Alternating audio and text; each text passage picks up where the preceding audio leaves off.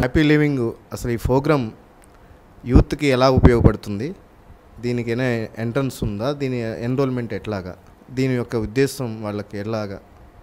Next ఇంకో question ఏంటంటే, ఆధ్యాత్మికత అనేది యూత్కి ఎలా ఉపయోగపడుతుంది? యూత్ అంటే యూత్ అవసరం లేదు, ఇదేదో వయసు మళ్ళిన వాళ్ళకే అని అంటున్నారు. దాన్ని మీరు సవివరంగా వివరించారు. నైస్ క్వశ్చన్ అండి. మీరు అడిగింది ఏంటంటే, ఈ హ్యాపీ లివింగ్కి ఎలా ఎంట్రీ, ఎలా ఎన్రోల్ చేసుకోవాలి, ఒకటి ప్రోగ్రాంలో జాయిన్ అవ్వాలంటే ఎట్లాగా, ఒకటి రెండోది ఇది యూత్కి ఎలా ఉపయోగపడుతుంది? ఫస్ట్ ఆఫ్ ఆల్ మంచి ప్రశ్న.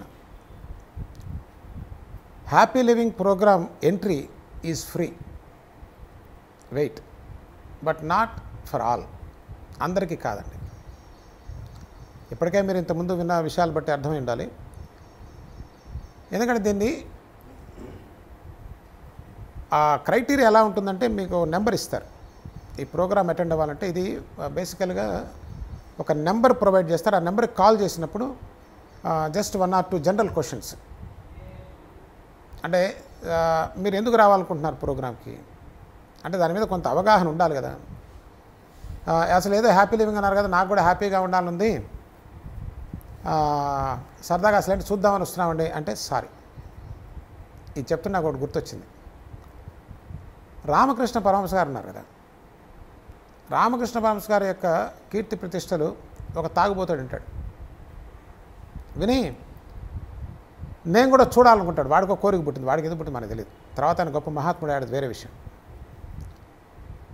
ఆయన ఎట్లా ఏ రేంజ్లో తాగుతాడంటే 24 గంటలు తాగుతూనే ఉంటాడు, బాటిల్ పక్కన పెట్టాడు. అది ఆయన రేంజ్. పక్క వాళ్ళకి చెప్పాడు, నేను రామకృష్ణ నీ దుంపవే, నువ్వు పచ్చి తాగుబోతువి, పోయి రామకృష్ణ పరమహంస గారిని నువ్వు చుట్టాల్సిన అవసరం ఏంటి, నువ్వు తాగుడు మానే శుభ్రంగా పోవాలి కానీ ఇట్లా పోకూడదని చెప్తాడు. నువ్వు ఆర్డర్ తాగుబోతు తింటాడండి, నువ్వు ఆర్డర్ చెప్పేది నేను పోతున్నా అని వాడు బండి కట్టుకొని వచ్చాట. వచ్చేసరికి రామకృష్ణ గారి గది బయట వాళ్ళ మేనల్లుడు కూర్చున్నాడు. రామకృష్ణ అది సీను యాక్చువల్గా వచ్చా, రామకృష్ణ పరమహంస ఎక్కడ ఉన్నాడు, లోపల ఉన్నాడని చెప్పాడు. ఈయన లోపల ఉన్నాడనేసరికి లోపల చూశాడు. సీన్ ఏంటంటే, రామకృష్ణ పరమహంస గారు చాలా ఆనంద పారవస్యంలో ఆయన అటు ఇటు ఊగిపోతూ పాట పాడుకుంటూ తిరుగుతున్నారు. అంటే తడబడుతున్నాయి. ఆయన అడిగాడు, ఎవరే నీకు దండం పెడతాను రా బాబు, ఆయన ఏం తాగాడు చెప్పు, ఆ స్థాయిలో మత్తెక్కి ఎన్నాళ్ళు అయిపోయింది, నాకు ఏం తాగినా నాకు మత్తెక్కట్లేదు అని ఈయన్ని అడుగుతున్నాడు. రామకృష్ణ పరమహంస గారితో పని అయిపోయింది. ఈయనకి అది మహాదానందంగా చూసి. అప్పుడు రామకృష్ణ పరమహంస గారు విన్నారు బయట సంభాషణ. అవును, నేను బాగా తాగే ఉన్నాను, అమ్మ నామామృతాన్ని తాగి ఉన్నాను, ఆ మత్తు ఎక్కడమే తప్ప దిగడం తెలియదని చెప్పి ఆయన పాట పాడతారు. దాంతో ఈ change and he became a disciple of Ramakrishna Paramahansa. అట్లాగే అది ఎందుకు గుర్తొచ్చిందంటే, ఈ కార్యక్రమానికి ఎవరు రావాలి అంటే ఏదో సరదాగా చూద్దామండి అంటే లాభం లేదు. ఐ వాంటెడ్ టు ట్రాన్స్ఫార్మ్, నాకు ఆ నిజంగా ఆనందకరమైన జీవితం కావాలి. ఈయన ఎట్లా అడిగినా ఆ విషయం అదే కదా, ఆనందం పొందాలి, దానికి ఏదైనా నేను సిద్ధమై ఉన్నాడు కదా, ఏ బ్రాండ్ అయినా ఎంత ఖర్చైనా కొంటానాడే. అక్కడ మంచి ఉపమాన చెడ్డ ఉపమాన అదే విషయం, అదే వాస్తవం, జరిగింది అది. నువ్వెవరు నేనెవరు చెప్పడానికి, ఇది మంచిగా చెడా అని జరిగిందని చెప్తున్నా. అట్లా నేను దీన్ని పొంది తీరాలి, ఎక్కడ ఏ ప్రయత్నం చేసినా నేను ప్రయత్నం చేసి ఉండాలి కదా, ఏ ప్రయత్నం చేయలేదని వాడికి శ్రద్ధ లేనట్టు కదా. అట్లా ఒకటి 2 ప్రశ్నలతో. ఎందుకంటే బేసికల్గా we're not looking for number అండి. నెంబర్ కోసం చూడలేదు, పాపులారిటీ కోసం చూడలేదు, దీన్ని ఏదో పెద్ద స్ప్రెడ్ చేయాలని ఎజెండా కూడా లేదండి నాకు. అది ఉంటే అది నాకు సంసారం అయిపోతుంది. నిజంగా ఆర్తిగా ఉన్నటువంటి వాళ్ళకి క్వాలిటీ పీపుల్ని మాత్రమే తీసుకోవాలి, తీసుకొని అక్కడ తాడో పేడో తేల్చేయాలి. అట్లా తేల్చుకోవడానికి సిద్ధంగా ఉన్న వాళ్ళకి ఈ ప్రోగ్రాం తప్ప ఏదో కష్టపట్ట పోయేద్దాం అన్న వాళ్ళకైతే కాదు. సారీ. అయితే ఈ ప్రోగ్రాంలోనే మనం వాళ్ళకి మార్నింగ్ నుంచి ఈవినింగ్ వరకు ఈ కార్యక్రమం జరుగుతుంది. పొద్దున సుమారుగా 10:30కి ప్రారంభం చేసి సాయంత్రం 5:30కు. దానికి కూడా ఒక కారణం ఉంది. ఇందాక చెప్పా కదా, ఒక అరగంట గంట చెప్తే అది అయ్యేది కాదు. ఆ కండిషన్ని బ్రేక్ చేయగలగాలి. ఆ బ్రేక్ అయితేనే ట్రాన్స్ఫార్మ్ అవుతుంది. చాలా అద్భుతమైనటువంటి, అంటే I'm not telling you this to welcome, నేను వెల్కమ్ చేయాల్సిన అవసరం లేదు, ఆ వెల్కమ్ చేసినందువల్ల పని కూడా కాదు, ముందే చెప్తున్నా. వెల్కమ్ వల్ల రాకండి. If you are really serious, నేను చాలా ప్రయత్నాలు చేశాను అవ్వలేదు, నాకు చాలా ప్రశ్నలు ఉన్నాయి, ఈ ప్రశ్నల్ని బద్దలు కొట్టుకొని వాస్తవాన్ని దర్శించాలి అన్న వాళ్ళకి ఇది హ్యాపీ లివింగ్ ప్రోగ్రామ్. అంతేగాని కాలక్షేపం కోసం చేస్తుంది కాదు, చాలా సీరియస్. ఈ పాటికి మీకు అర్థమైపోయి ఉండాలి.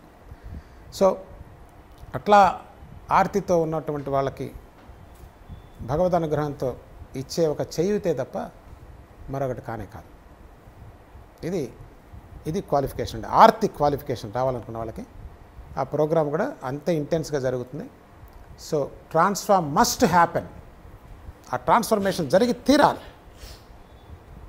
సమయం పెట్టింది పొద్దున్నుంచి 10:30 నుంచి 5:30 అని నేను నోటితో చెప్తున్నాను, నా హృదయం చెప్పట్లా మాట. నా హృదయం ఏం చెప్తుందంటే అర్ధరాత్రినా సరే విషయం తేలాలి, బయటికి వెళ్ళాలి. ఇదే నేను చాలా సందర్భాల్లో అతను కూడా ఉన్నాడు ఆ రోజు సత్సంగాల టెంపుల్లో కూడా, ఏదైనా నిజంగా అటువంటి మహాత్ముడు కనుక దొరికినట్లయితే విషయం తేలేదాకా నువ్వు ఎట్లా వదలగలవు, నువ్వు సీరియస్ అయితే. సీరియస్ కావు కాబట్టి సరదాగా వెళ్ళగలుగుతున్నావు, నేనైతే ఎలా వెళ్తాను? వెళ్ళగలమా? ఆకలిస్తున్నది, లైన్లో నిలబడ్డా, భోజనాలు పెడుతున్నాను, నా వంతు వచ్చే వరకు నేను ఉంటానా లేదా? సో దీనికి చాలా మన పరిస్థితుల్లో మనం బేజూరు వేసుకుంటూ దర్శనం చేస్తూ వెళ్ళేటువంటి మార్గం ఇది. కేవలం బ్లైండ్ బిలీఫ్ మీద బిల్డ్ చేసిన మార్గం కాదు ఇది. Absolutely you see it, you learn it, that's all. It is not నేను చెప్పడం కాదండి. ఆ చెప్పిన బోల్డ్ విన్నా ఆ విన్నా మేము పనిచేయాలి, అలా పనిచేయవు కూడా. నువ్వు స్వయంగా చూసినప్పుడు మాత్రమే అది నీ నరాల్లో, నీ బ్లడ్లో ప్రతి సెల్ రివర్బరేట్ అవుతున్నప్పుడు మాత్రమే అది నీ లైఫ్లోకి రాగలదు. అట్లా తెచ్చేటువంటి కార్యక్రమే ఈ happy living. It's a very very serious, it is for serious seekers. అయితే మీరు అడిగారు యూత్కి ఎలా ఉపయోగపడుతుంది. నా ఉద్దేశంలో నిజంగా నేను ఒక ఏజ్ క్రైటీరియా పెడదాం అనుకుంటే, లేదండి కొంచెం ఏజ్ అయిన వాళ్ళకు కూడా ఆ పరిస్థితి ఉండవచ్చు, ఎంతో ప్రయత్నం చేసి ఉండొచ్చు అని మా మిత్రులు చెప్పడం వల్ల నేను ఏజ్ క్రైటీరియాని పెట్టకుండా, నిజంగా కావాల్సింది ఎవరికో తెలుసా అండి, వివాహమై ఉద్యోగంలో చేరి ఉంటాడు చూసారా, వాళ్ళ కరెక్ట్గా పెయిన్ తెలుస్తుంది. కాలేజీలో ఉన్నవాడికి ఏం తెలుస్తుంది? ఇప్పుడు మావాడికి నేనే కదా కారు కొనిచ్చింది, వాడికి ఆ కారు కొనటంలో బాధ తెలియదు, డబ్బు సంపాదించడంలో కష్టమో తెలియదు. వాళ్ళకి చెప్తే వాళ్ళ దృష్టిలో ఇప్పుడు ఏముంటుంది, డబ్బే కదా ప్రధానమైన ఉంటుంది, వాళ్ళకి చెప్పకూడదు. వేడి మీద, ఆ బాధ మీద మనస్సు కదులుతున్నది, వాస్తవాన్ని చూసి, వాస్తవం వేరండి ఊహ వేరు, వాళ్ళు ఊహలో ఉన్నారు. ఎప్పుడైతే వివాహం అయి ఉంటుంది, వివాహమైన ఎన్నాళ్ళని అంటారేమో, వివాహం ప్రారంభం నుంచే మొదలవుతుందండి, దానికేం పెద్ద సమయం అక్కర్లా. సో ఒక 3 నెలలు 4 నెలలు 6 నెలలు చాలు.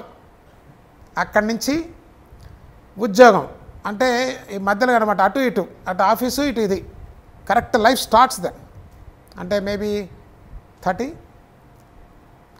years అనుకోండి, 30 ఏళ్ళు. అక్కడి నుంచి ఎట్లా బయటపడాలి భగవంతుడా, ఆ ప్రయత్నాలు ఈ ప్రయత్నాలు, అది ఇది చెప్పక్కర్లేదు. I don't want to explain that, I want to explain only happiness.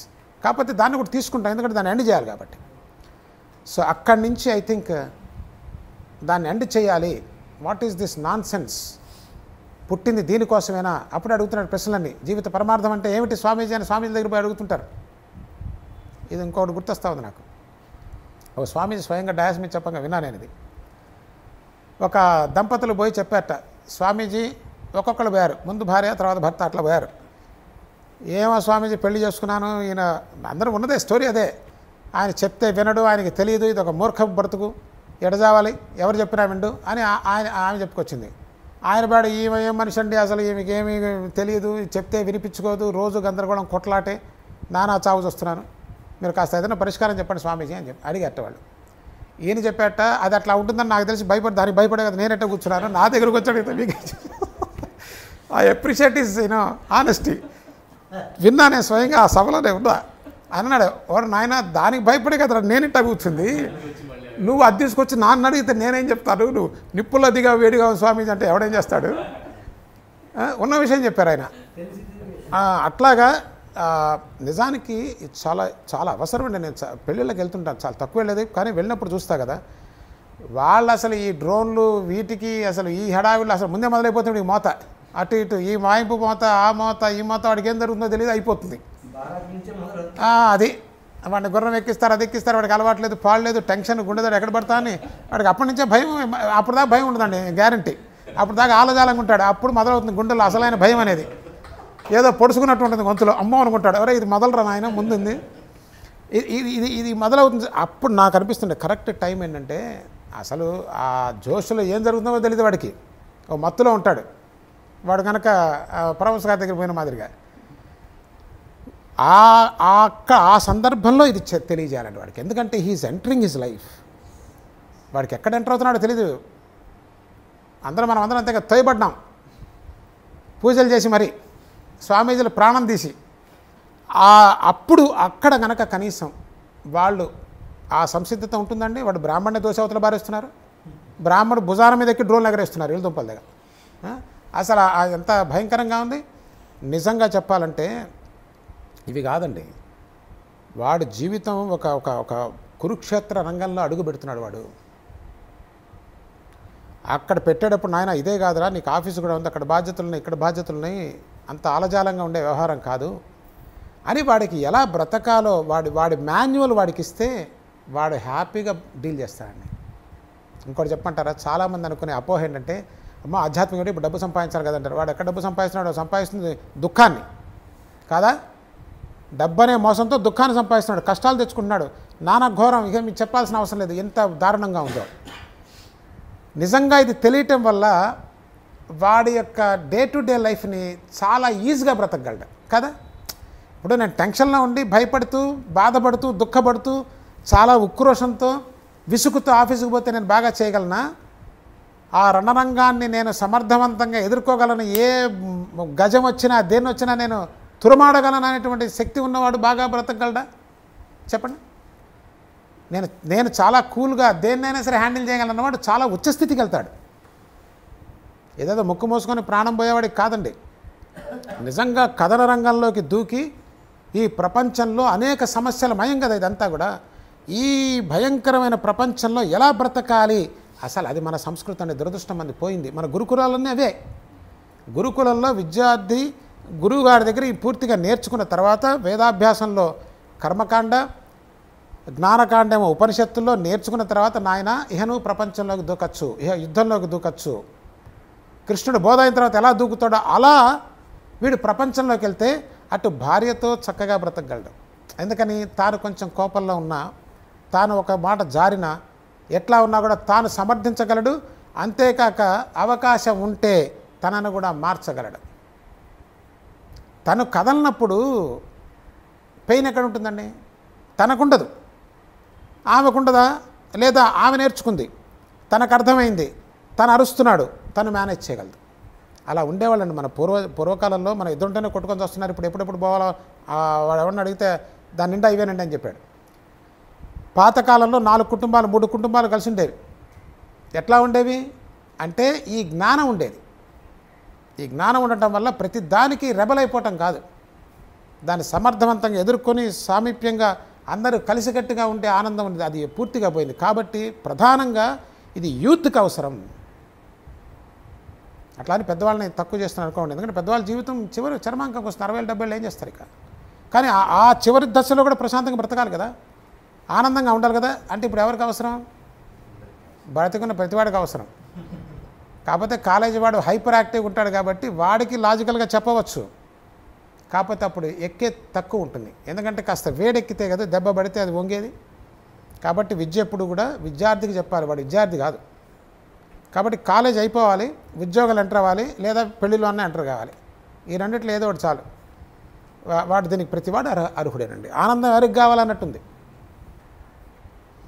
కాబట్టి యూత్కి అవసరం, ఊపిరి పీలుస్తున్న ప్రతి వ్యక్తికి అవసరం. కనీస జ్ఞానం వస్తే వాడి పెయిన్ లెవెల్స్ తగ్గిపోతాయి. నిజంగా గనక పార్టిసిపేట్ చేస్తే కనీసం 50%, more than 50% mind should get calm level. అంత యాజిటేషన్, అంత భయంకరంగా, అంత పరిగెత్తడం హాస్యాస్పదంగా ఉంది. జీవితం దుర్భరం అయిపోయింది. ఎందుకు బతుకున్నదని తెలియక ప్రశ్నిస్తున్నాడు. జీవితం ఎందుకంటే భగవంతుడు ఎందుకంటే సృష్టించాడు.